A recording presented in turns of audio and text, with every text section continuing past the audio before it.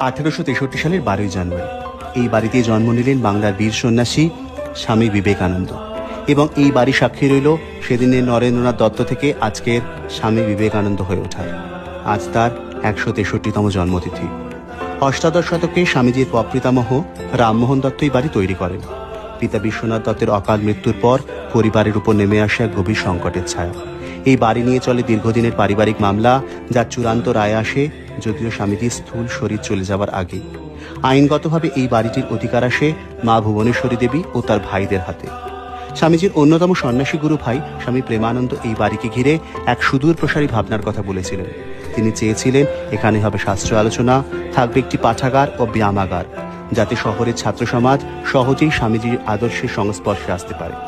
1963 সালে সেই স্বপ্ন বাস্তবায়িত করতে বাড়িটি বেলুড় মঠ অধিগ্রহণ করেন। তারপর দীর্ঘ আইনি ও প্রযুক্তিগত প্রক্রিয়ার পর প্রত্নতত্ত্ব সর্বেক্ষণের সহায়তায় মূল স্থাপত্য অক্ষুণ্ণ রেখে বাড়িটি সংস্কার করা হয়।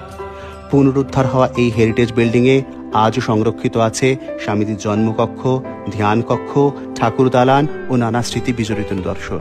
এবং 2004 সালে এই বাড়ির দরজা খুলে দেওয়া হয় সকলের জন্য, যেন আমরা সবাই এই মহামানবের আদর্শে নতুন এক সমাজ গড়ার লক্ষ্যে এগিয়ে যেতে পারি।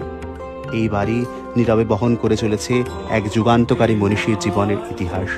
এই তো বাংলার ইতিহাস, সিমলাপল্লীর স্বামীজির বাড়ির ইতিহাস।